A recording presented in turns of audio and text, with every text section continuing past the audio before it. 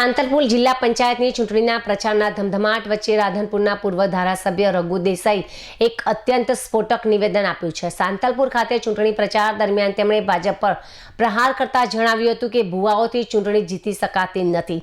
રઘુભાઈ દેસાઈએ આક્ષેપ કર્યો છે કે ભાજપે સાંતલપુર બેઠક પર જાણી જોઈને એક એવા મહિલા ઉમેદવારને ટિકિટ આપી છે જેમના પતિ વર્ષોથી માતાજીના ભુવા છે। તેમના મતે ભાજપે આ ધાર્મિક કાંડ રમીને મતદારોને રીઝવવાનો પ્રયાસ કર્યો છે। આ નિવેદન દરમિયાન તેમણે વડાપ્રધાન અને મુખ્યમંત્રીનો પણ ઉલ્લેખ કર્યો હતો, જે સૂચવે છે કે તેઓ ભાજપની રણનીતિને ઉચ્ચ સ્તરેથી નિર્ધારિત ગણાવી રહ્યા છે।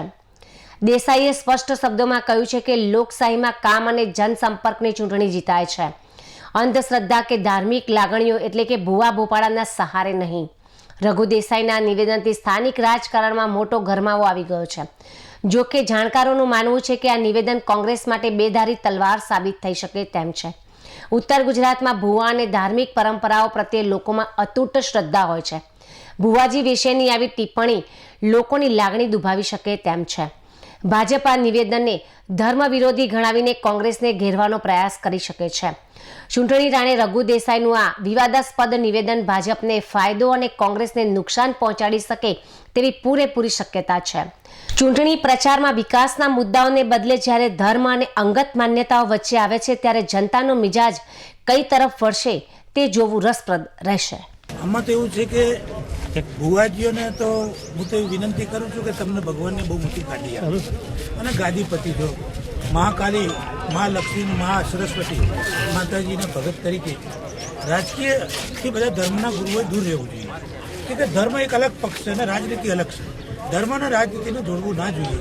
એમની જવાબદારીઓ છે લોકોને આશીર્વાદ આપવાની, પણ હવે એ આશીર્વાદમાં લેવા નીકળી પડે એ વ્યાજબી મને લાગતું નથી અને આ એમને શોભતું પણ નથી। પણ હવે પોતપોતાની ઈચ્છા છે, પણ પ્રજા દરેક જો ભુવાને ને બધા મંતોને જો આશીર્વાદ આપી દે તેમ જીતાડતી હોય તો ગુજરાતના દેશના વડાપ્રધાન બધા મુખ્યમંત્રીઓ બધા એ જ થાય, બીજું કોઈ થાય નહીં। પણ પ્રજા કોઈ રાજનીતિને ધર્મનીતિને જોડે સાચવતી નથી અને એનો આશીર્વાદ અલગ રીતે આપે। ભુવાઓનું કામ છે આશીર્વાદ આપવા, ભુવાઓનું કામ છે લોકોને આશીર્વાદ આપવાના, માતાજીનું નામ લે।